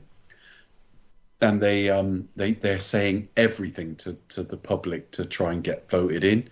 And it's not bad. It's not brilliant. It's one of the few Will Ferrell films that's neither one or the other. I can't say it's awful, but I can't say it's brilliant either. But it's deliberately filmed in like any town USA. And this film is any town USA, if you know what I mean. Mm. It's quite a lovely looking town, though. Like, I'm looking at pictures of it now. And that's why I mentioned that film, because it's pretty much small town America, isn't it? I've never wanted to live in America particularly. I mean, obviously, I might have done it at some point in my life, but if there are towns that I would prefer, in that if you said to me now you have to move to America, where would you choose? I've got choices, but I've never really wanted it. But when I watched the campaign, I thought, that's a nice little town. You know what I mean? Mm. It looks quite picturesque. Yeah. It kind of adds to Bill Murray's character, isn't it? The kind of whole idea that, coming to kind of like a small kind of, backwater sort of town is almost kind of beneath him almost a little bit. So that kind of adds to his arrogance, really. And you think, oh God, what a dick. That was my point, I think, about him being a weatherman. And like I was saying, I don't want to insult meteorologists because it is a very, very respectable career. But as like a TV personality and star, he seems to think he's much bigger and more important than he is. When he's like a bit, but not just a weatherman, because that is quite important, as you say. But again, I think that was very much kind of like a 90s, but he 80s, 90s trope in British as well. terms, he thinks he's David Dimbleby, and he's not. Dimblebot. Sorry, I'm just picturing David Dimbleby as Bill, like acting like Bill Murray. Can you imagine David Dimbleby going like, "Who are you? Oh, I'll have casual sex with you," and then holding out. I can't imagine him in that role. For foreign listeners, David Dimbleby, he's like, I don't know, a Dan Rather or something like that. Yeah, he's like legendary newsman. Yeah. If we have an election night, until 6 or 7 years ago, he presented them. He covered it. Oh, but now, thankfully, it's Hugh who's got no scandal attached to him. Thankfully, what's he called? Hugh Edwards. What's he called? Hugh Edwards. Look up Hugh Edwards, folks. H-U-W. It's a Welsh name. H-U-W. Yeah, that was a shock, wasn't it? That was a big shock. Well, I suppose not. Yeah, when you, if you know, him stood that was with his a shock arse to the rest of out. us. That was mental. I don't know what happened there. That was so bizarre. I don't want to make too much fun of him because he's still very unwell, apparently. They can't even discuss his future. He ended up in hospital over it. No, so it all kind of it all came undone. But I think the fact that it's all very strange, though. It was a trusted newsreader. We were like, what? But it's typical British as well, and I don't mean to mock us, but I'm sorry. Like, if you thought of a newsman sending like sex photos of himself, you'd think of someone like what's he called? The American guy would be like Rena. That guy, you'd think it would be like fucking really salacious dick. It wouldn't be someone stood looking quite respectable in posh clothes. But his trousers are off. That is so British. Very strange. Like, it's a bit like, the Mr. Chumley Warner sketch. Is the train in Paddington yet? No, it's in Colchester. Ouch. Is that version? Dear, dear. Unfortunately, yes, it is a very British scandal. I always think he's this film's version of like Spud in Trainspotting. Oh gosh, I've not seen that in forever. I've never seen the sequel. Yeah, I wasn't taken with it. I never fancied it. I'll tell you why. It was alright. It was still quite stylish in its kind of way, but yeah, I don't think it didn't never sort of quite reach those dizzy heights. I don't think. Yeah, it's Danny Boyle's weakest film. Yeah. I was talking about how you change through life, and it's not that I've all the same critical faculties I had 20 years ago, but I could, what if Trainspotting came out brand new now, I would review it possibly in the same way I would have 20 odd years ago. but my level of interest and what I want to enjoy to make my life enjoyable is no longer Trainspotting. I've had copies on disc and stuff like that, and the last time I watched it, I thought this just isn't for me anymore. So I didn't watch the sequel because of that. I was just like, this isn't for me anymore. Still a very fine film, though. It's very 90s youth kind of film. It's of its time, definitely. Yeah. As is Shallow Grave, yeah. Very, very mid-90s 5-star Empire. There you are. Absolutely. If anyone listening hasn't seen it, Trainspotting is worth seeing. Do not get me wrong, but it's very, very of its time. And I don't know if I want... I don't know. Maybe it's a bit dark for me now. I don't know. But then I went to see like Poor Things the other day. I thought it was fantastic. I'm still up for a bit dark and subversive and weird. But yeah, depends what it is. His cameo of... what's his name? That guy? Yeah. He's General Zod in Man of Steel. Oh, sorry, you're talking about Michael Shannon. Yeah, yes. He's really young in this. Yeah. We're not lined up exactly because I don't know if I've seen him yet. But yeah, he's here and he's because when you said that, he was talking to a big guy. Yeah. He's talking to the woman he had an affair with now, or a fling with, in the version I'm seeing. But yeah, this rings true. You know, if you were going through this, it's like, believe me, please listen to this. I know exactly what's going to happen. Mm. And I don't know if I wanted it to be weird. Like I say, I'm not saying anything negative about this film. I'm not. When I say he's miscast, I'm saying no, he's not. He's great in 99% of this film. It's that last bit, and the bit where he's playing the piano at the end and she walks in, I really like that. He's suited to the I've got this mastered now. But I don't know. Should it have been weirder? I don't know. Should like David Lynch have made this? I don't know. Can you imagine how trippy that would be had it been made by what if this had been... I tell you what if this had been a Terry Gilliam film? Oh, God, yeah, that mind-bending. We had The Fisher King, didn't we? Let's have a look. Yeah, that would have been like... Fisher King was 91, I think. That would have been an incredibly trippy film with lots of added animation.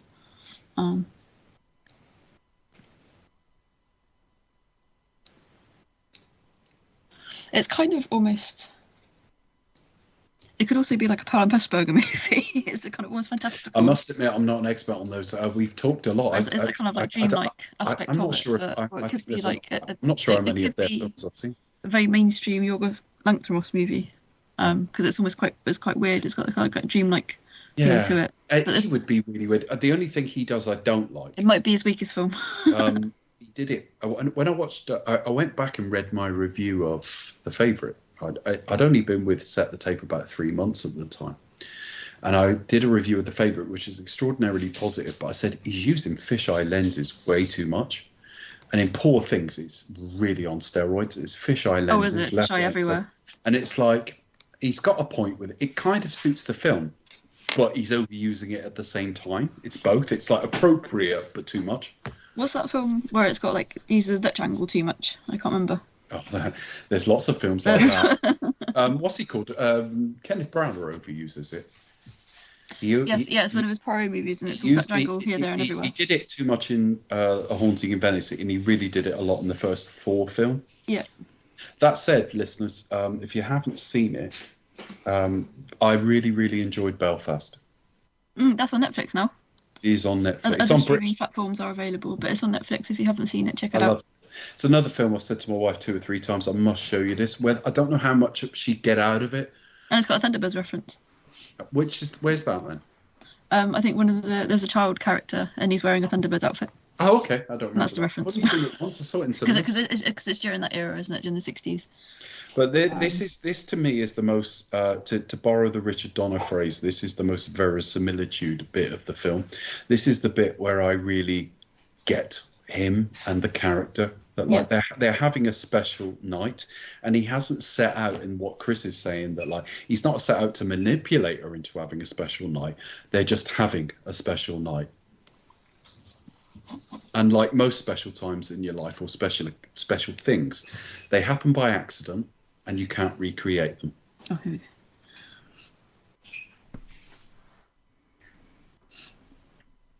Yeah, but doesn't he like sort of just like really try and sleep He with tries. Yeah, he does.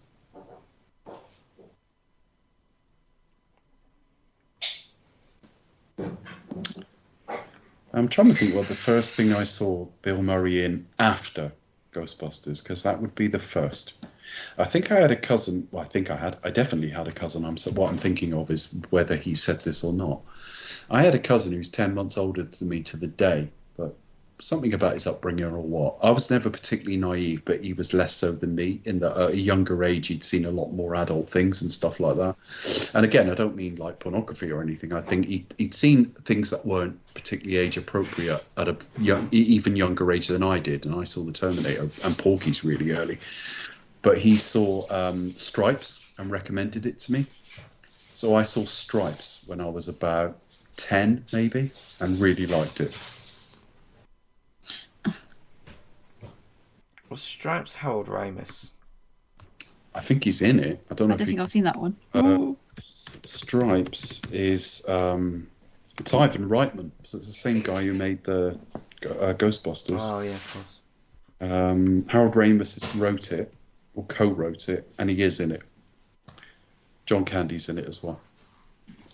And the music is Elmer Bernstein, who also did the music for. Yeah. Do you know what? Score.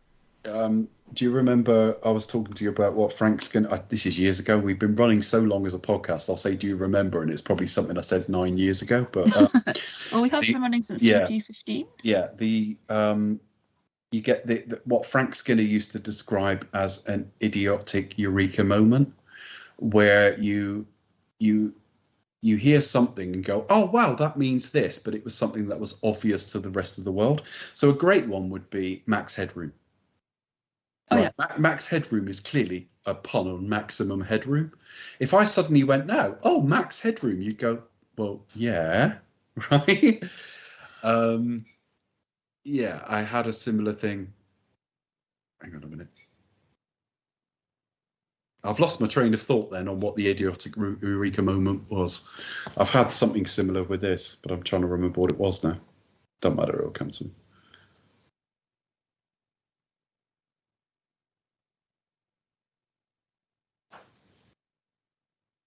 Oh, yeah, Elmer Bernstein, that's what it was, right? I watched maybe 3 or 4 weeks ago. We sat and watched Maestro. I've still got to see that. 2 things about that very quickly. I went to Corfu in the autumn. I was there on my birthday, so October. And we were on a boat trip down to Paxos, which is one of the... Paxos and Anti-Paxos, which is 2...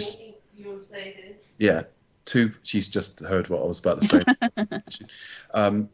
It's 2 islands below it, right? And we're on the way there, and the woman on the boat was maybe late 50s, early 60s. I can't remember now, and it doesn't matter, but she was a little bit older than us. And she'd been over there since the 80s. She'd gone on holiday, met someone, and decided to move over there. And she'd had like a half Greek family. Her kids are half Greek, half British. She's from Manchester, I think. And she was saying, as we came to Paxos, they were talking and they were saying, first they said what they called the family that owned Fiat. I can't remember their name now. Agnelli. They said the Agnelli family live here. And I'm like, oh, okay, so it's a rich person's playground. That's cool. So there's mansions here, and they pointed it out. And then they said, Maestro filmed here. And I'm like, so did Leonard Bernstein live here then? It turned out they meant a show which is the first Greek show to go on Netflix. It has the same name. It's known as Maestro in Blue on our Netflix. And it's really nice. We went to the town in Paxos. My wife will be on the recording just to answer this question. What's it called, the town in Paxos? What's the little town called? No, the town. It's not called Paxos. I can't remember now. I'll look it up. But they were filming it, and it's actually a sort of fairly romantic TV show. Yeah, but the town isn't called Paxos. I'm going to look it up now. We'll come to it now. Maybe that's why it's called Maestro. Anyway, yeah. So I thought that, but the second idiotic thing about it was, is every time you said Bernstein to me, I thought of the music from Trading Places, at the start.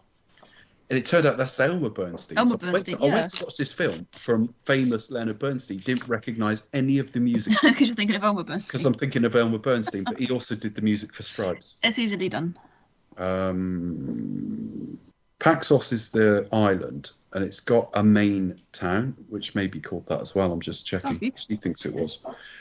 The town... It doesn't matter anyway. I like to get toffee. It is one of the most beautiful places that I've ever seen. In that I got there and thought, I wish I could live here. Now, funnily enough, I was talking to my line manager earlier about it, and I was talking about, because I've got a new passport soon coming. Oh, you got a blue one? Yeah, and I was saying like the one that won't let me fucking live anywhere else. I'm not a fan, but whatever. But I did say that if you're married to a Romanian, they've just changed the law that if you're married for 10 years, you don't have to live in Romania to get Romanian citizenship. So I could technically get EU. You could apply. Yeah, in 7.5 years' time. I don't know whether I'd need to learn the language in that. That's another conversation, and it may not go through anyway. But my point was, we were just like talking about explaining. Now, I said in reality, if you're talking about retiring somewhere, it probably won't happen because by that time in your life, you've got medical needs normally, and you need the NHS. It's like Gaios, it's called, the main town. And it's utterly beautiful. For anyone listening to my rambling here and interested, GAIOS in Paxos, and you can get flyby videos and that. And there's a program on Netflix called Maestro in Blue, which you can either listen to in Greek with subtitles or you can watch it dubbed in English. And the dubbing's pretty good. Sometimes it can be terrible, particularly with these romance languages. I've watched Italian films dubbed before, and they sound like the guy from Hello, Hello.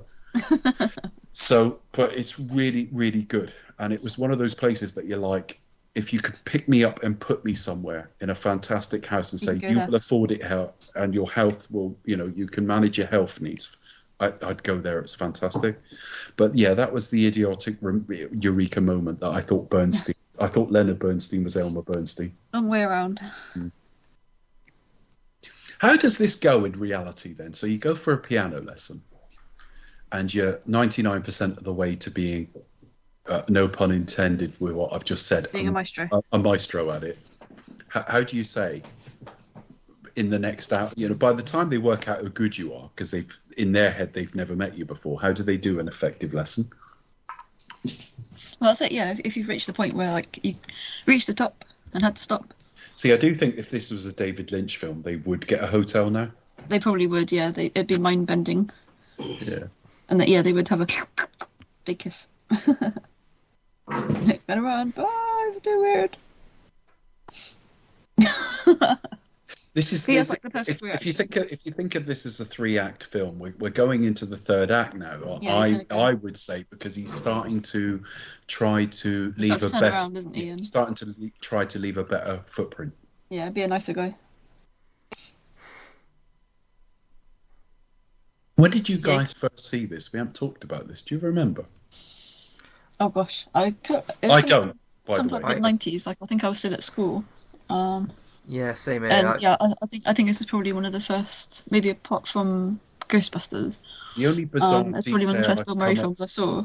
Is I think I saw it pan and scan, because you remember pan and scan video. So I saw it on a rented I saw it on a rented. I nearly said DHS. That's a school I went to.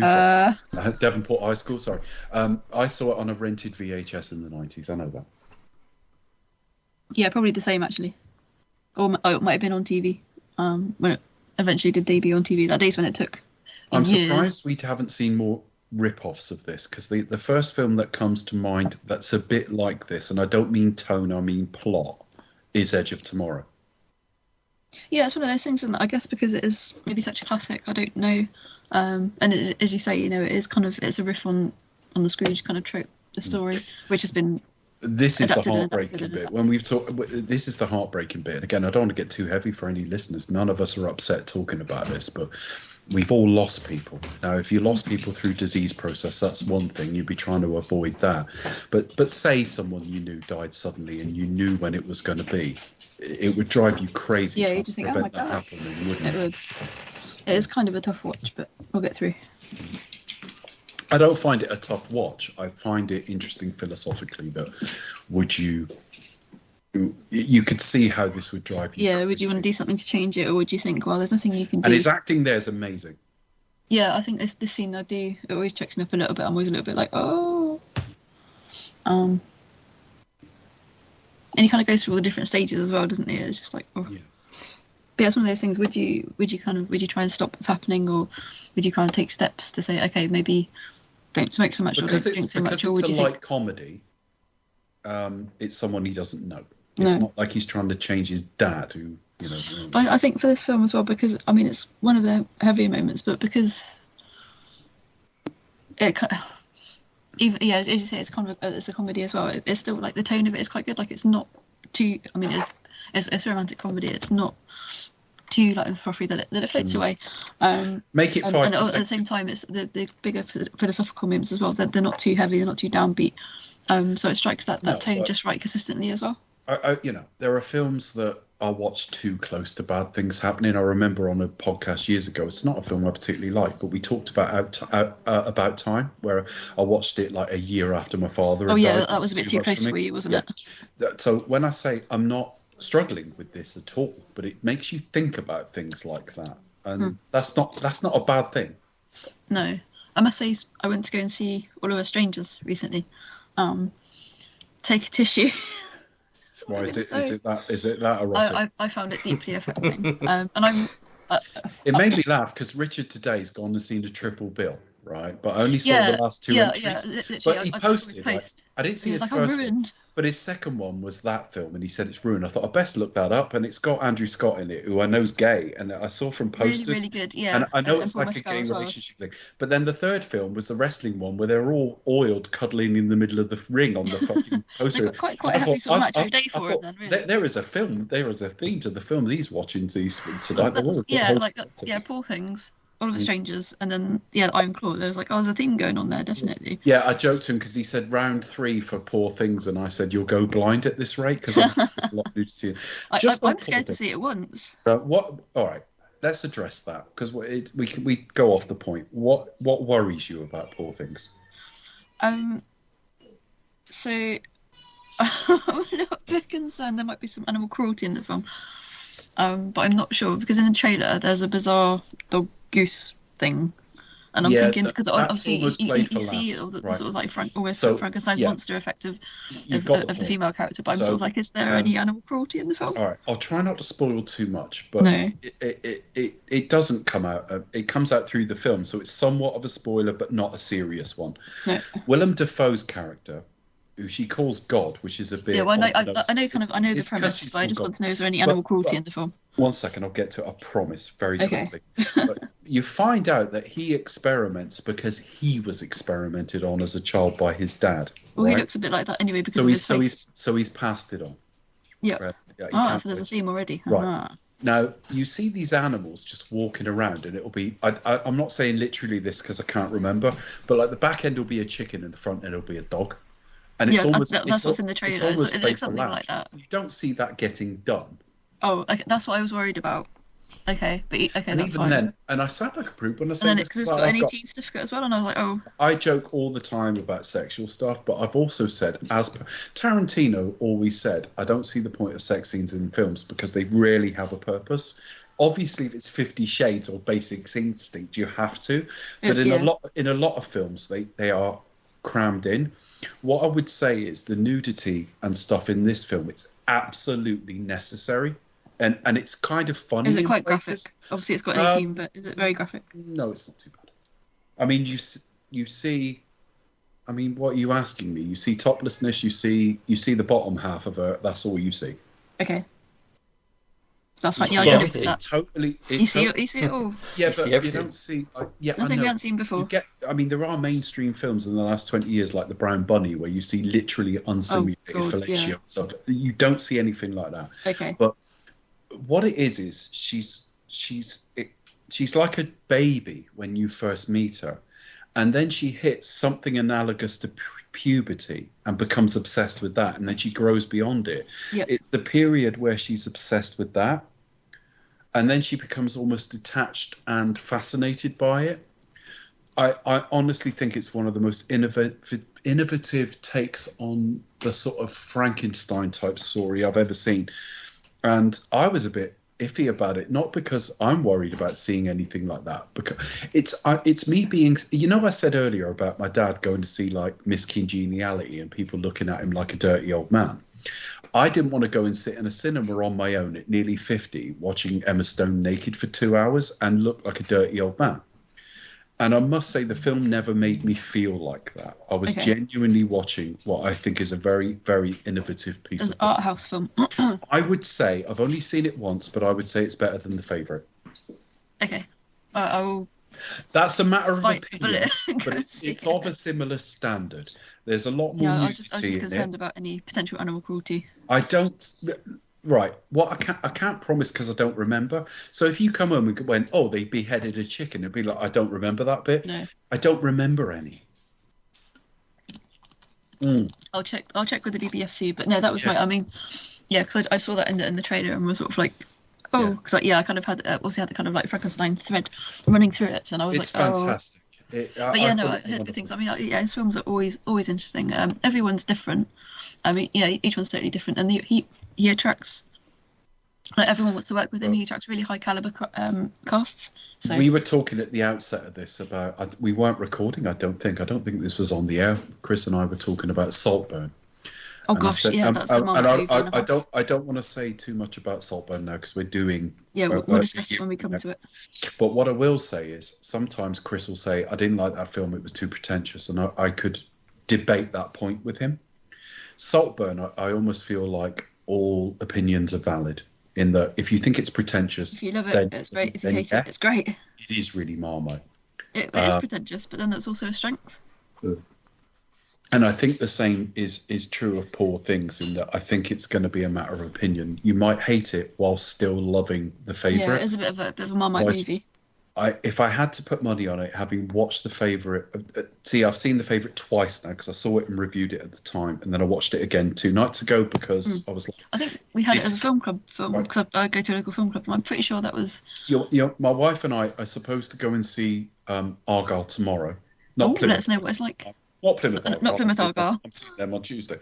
But if, for example, I said to her tonight, and I probably won't, but if I said to her within the next 12 hours or so, this film has had not very good reviews, would you like to see Poor Things instead? I'd definitely go and see it. So, but I showed her The Favourite, saying this is the same filmmaker as I went to see. Just as I said to her, I've got Sideways in my queue because Alexander Payne did The Holdovers. Yes. The Holdovers has slight pacing issues, but it's really, really good. It is quite long, but no, it's really good, and you've got to let it breathe. But it is quite a long film. But what I was saying was, she was like interested in that, so I showed her The Favourite, and she really loved it.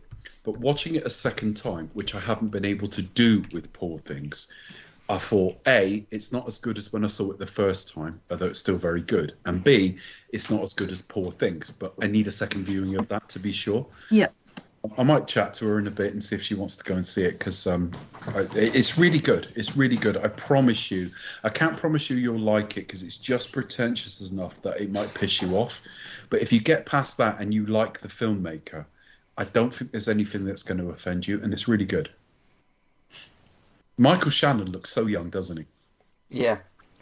I thought he looked I thought he looked about 48 since he was a boy, but he's always looked like that. He's always had that face. I don't know if it's been pointed out, but the mayor is actually Bill Murray's brother. What, the guy doing with the gavel? Yeah. They don't even. How much older than Bill Murray is? And it's the same actor. I can see it in the nose now. You can see the relation. Yeah. Sorry, say that again. He's the same actor. He also plays Chevy Chase's boss in Christmas Vacation. Ah. Okay. Something we'll talk about soon. Hopefully. But he's got quite a distinctive voice there as well. He can kind of like. Yeah, I can hear it. The sound's off, but I can hear it in my head. It's very gravelly, but light at the same time. I've never heard a voice like it that's light and gravelly at the same time. Andie MacDowell's only job in this film is to make you believe you don't have to. It's a bit like Donna Reed in It's a Wonderful Life. You don't have to fall in love with her, but you have to understand why he would. And I think she does that. Mm.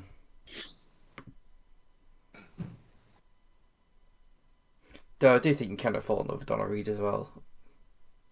My dad always said that.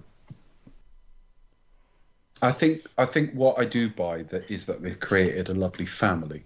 Mm. And again, nothing heavy about it, but like I didn't get to have children. I didn't have a family. I've got a wife, got a stepson, and I've got a nice life. But you do sometimes look at it and go, yeah, that works. That's really nice for them. He's bald here, and he's way younger than, well, two of us. Ned Ryerson. Yeah, in Memento, he's played Sammy Jenkins. Sorry to interrupt, but do you know who else Bill Murray's brothers played? And we watched it on the Christmas commentary. Go on. He played Bill Murray's dad in Scrooged. Right, but he's his older brother. Yeah, I'm sure. There must be a fair bit apart in age if he can play his dad. So let's have a look. Yeah, how old is he?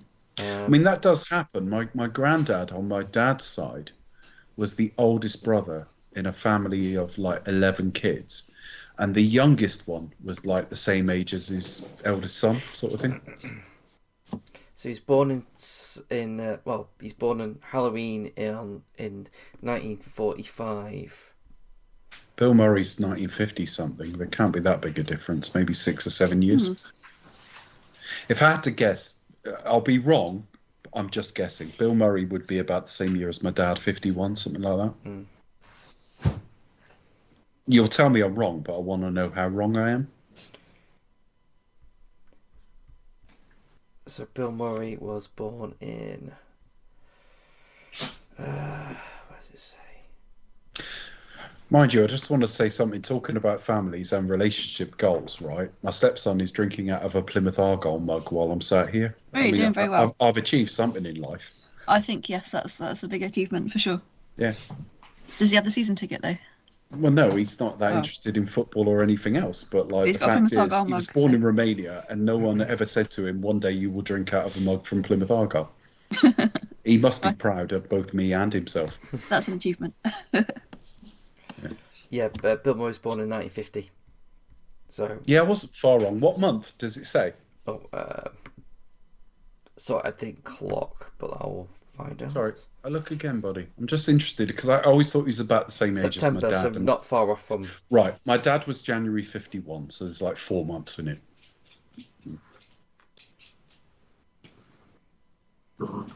I've misremembered a lot of this film, and what I mean by that is the special night they had. I thought the ice sculpture was part of that, and it wasn't. The snowman was. The ice sculpture was like later when he was like perfect. Yeah. Sorry. And this the psych out where you think, oh no. You tell him, Holly. You tell him. When she's pissed off, she like shakes a toy in her mouth when she's doing it. I don't know what she's pissed off about, but it's the killer shake. We've recorded. You know, Bill Murray's actually quite She's a tall. terrier. It's the killer shake. Chris? Bill Murray's actually quite tall. He's 6'1.5". Yeah, he's a very tall chap. I always thought of him as a not short, but like medium. Yeah, medium 5'8", height. 5'9". Yeah, But he's very tall. I thought of him as fairly slight. Yeah, I'm trying to think who I'd like. For example, without looking, I'd have think of him as a similar build and height as like an Ed Norton or something. But he's taller than you think. He's lying down now, so he's getting none of the benefit of that. So no. You can level that playing field.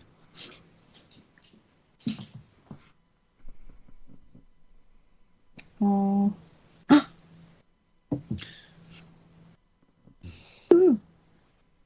So yeah, listeners, I'm not necessarily recommending the show because I don't know, nothing's for everybody. But if you want to see Andie MacDowell now in a very good performance with her own daughter, Maid is kind of interesting. She, check it out. She was like a single mother walking away from abuse, and the abuse isn't too graphic, and it's kind of easy watching. And what I mean by that is, it's not like he was kicking the shit out of her or raping her or anything. He was just he was a drunk and providing a hostile environment. And they've got like a young daughter, and they escape, and she can't. The funny thing is, the mother, Andie, is very good around the child, but she's not very reliable other than that. And it's just, I think, the trouble is Margaret Qualley, and I don't mean this in a negative way, but obviously we know what Hollywood is like, and she's not a bombshell, so I don't know what you cast her as, but she's good enough to be a leading lady, very much.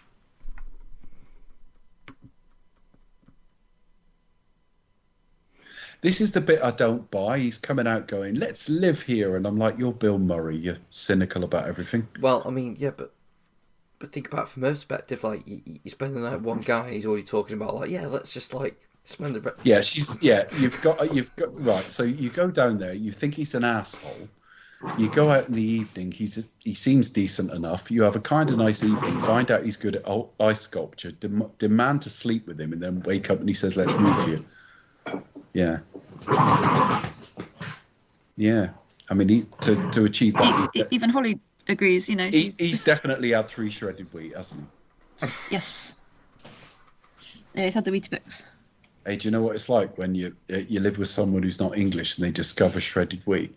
They're like, oh! My wife's discovered shredded wheat. She's addicted to it. She thinks it's the most amazing thing in the world. And she's right. I just didn't... Can she introduce she's right. I just never Romanian thought about breakfast it. dish? What, just like plain old shredded wheat, not the little... No, 3 shredded wheat. She's just pointing to say 2, and I'm saying, yeah, I know you have 2, but it was like a test of masculinity in the adverts. Can you eat 3 shredded wheat? All in one go. Mm. Can you? What's she making Weetabix? Weetabix? I don't think that's her thing. No, she's like... Well, that answers that one. Yeah, that answers that. That's that argument. You bought shredded wheat. I said, why don't you buy the like mini shredded wheat? Because you can buy lots of that in the copies. Like you walk into you can get the own brand. Morrison. Do you buy the own brand or do you buy there's no home brand of the big one. But she was like, no, this is what I want. So whatever.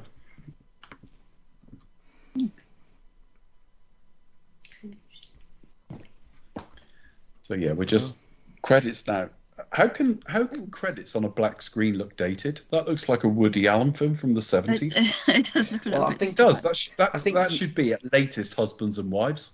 I think because it sort of faded from like a stock footage blue sky with clouds, so it looks almost like matte painted. Oh yeah, I'm past that now. I'm saying we're onto the names on the black screen. And Woody Allen. I like how off topic. I like how it starts and ends with the sky. As it does. That does look a bit cheap, sort of. It's a bit cheesy, but it's a bit so it makes it cyclical almost. It looks a bit like you're about to get like a staff presentation from Microsoft or something. Yeah, it's like Windows XP. Yeah, but whatever. Anyway, folks, we're going through the credits, so we're going to start the process of signing off now. Chris, what's next? What are we doing after this? I think we're going to do a quick review of 2003, where we just... 2003, really? They're going back a bit. What, like Hulk? Yes, 2023, I think. 2023, yes. We can do 2003, but, you know. And if you go back into our back catalogue, we did one in the spring, but it ended with John Wick 4. So we're going to talk about what we've seen since then to the end of the year. We'll record that next week, and then we'll go on to Alfred Hitchcock. Becca, what's the first Hitchcock film we're doing? Can you tell people a bit? So yeah, I've decided we are doing most of his films, but I'm great with that. Only a handful of the British ones. So I've decided to start with. We need to start with. No, I don't take it from me. We'll do a list, but I've picked certain select ones from the British. Well, what's the first one? I've decided to start off with The Lodger. So what's The Lodger? It's the silent one, isn't it? It's a silent one with not Rudolph Valentino. Rudolph Valentino? I bet it isn't. Rudolph Valentino. What, did they do some ballet in it? What are we talking about? I was just reading an article about Rudolph Valentino. Okay. And so I had the name on my mind. With Michael Gove. Never. Okay, go on. Yeah, the version I have has got the score with. Hold on, let me just retrieve it from my archive.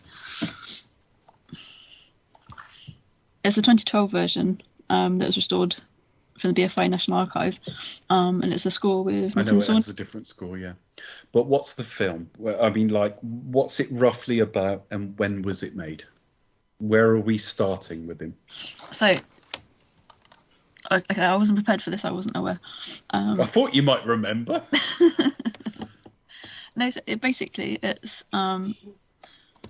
Let's have a look. Well, to read the blurb before the back of the DVD, on hearing reports of the 7th murder by the Avenger, young Daisy decides to stay with her parents. She's being courted by Joe, a detective who gets suspicious when her mother rents a room out to a mysterious lodger, whom Daisy is attracted. Whilst the lodger is out, Joe takes the opportunity to search his room. He finds a gun, some press clippings of the killings, and a map of the murders. So, no, it's basically sort of like a mystery. It's based on... Is it based on Jack the Ripper? Did I read that, or did I make it up? Yeah, it's kind of but it's not in that era. No, there's a little bit after that, but it's kind of set around that sort of time. And it's kind of one of those kind of where we start to see all the kind of like, you know, the sort of famous kind of Hitch tropes sort of come into play. Yeah, based on a novel of you know, the same name.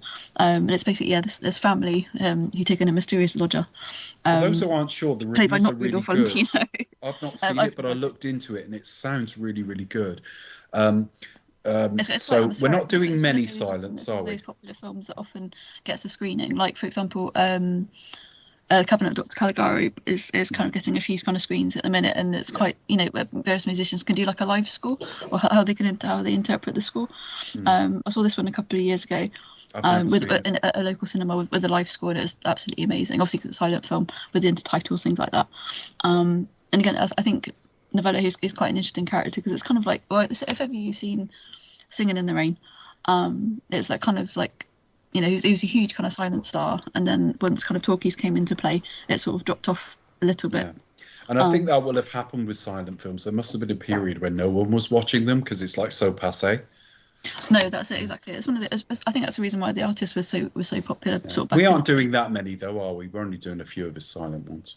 Yeah, just like a couple. Well, I think this is probably one of the main sort of ones, and there's a couple that I might sort of throw in. Like there's one I'm considering called Downhill, which I think is, if you've got a Criterion release, it appears on there. I don't think it's available over here, maybe like separately, but certainly not. A lot of these things are on YouTube. Yeah, it's on, yeah, they'll be on YouTube for free or for a small fee. I think the Lodger is, Downhill is, but otherwise I think it's on the BFI player for like $2.99, something like that. It's quite cheap, but I'm considering that because it's quite interesting and it deals with it's obviously pre-code, so it deals with quite near the knuckle subjects, like male prostitution. Yeah, they do. And suicide. I found that when I watched Babylon. So that era is way fucking filthier than we thought it was. It really was. Yeah. Right. So you could probably do a series on like pre-code films that are really quite risque by today's standards and good on it. I'd only read it. I'd only watch it for the articles though. Right. Okay. So more on that next week. So we're going to do a quick review of the last sort of 8 months of last year from John Wick onwards. We'll do that next week. This will be out somewhere around Groundhog Day. As for social media, you can find me at the Pasty Kid 1976 on Twitter. And you can find me at Symmetronics on Twitter. You can find all the odd episodes on Podbean. And if you want, you can find me at RV Movies. But no, check us out at Do You Expect Us to Talk? Wherever you get your podcast, basically, Podbean, Spotify, YouTube. Generally, whatever platform you're on, check us out there. We are everywhere except Amazon, basically, which we won't bother with now. Yes. Everywhere else. Yeah, that'll be quite interesting for sure. If there's any series that you want us to cover, drop us an email, expecttotalk@gmail.com, or get in touch with us on socials. And we have added series to our list based on requests. We haven't got to them yet, but they're there. Yeah, we'll get there definitely. So yeah, I mean, like for example, our lovely listener Neil mentioned a couple of films or series that he'd like us to cover. We added them to the list. We'll get to them for sure. But yeah, if there's anything to fuck off, but we might say all right to you. Yeah, definitely. All right. So it just leaves us to say, because we're not going to introduce the next one because this is non-canon, so I will just say Merry Christmas, folks. Belated Happy New Year. Yeah. Hope Santa brings you everything you wanted. Merry Christmas. Good night, folks. Good night. Bye.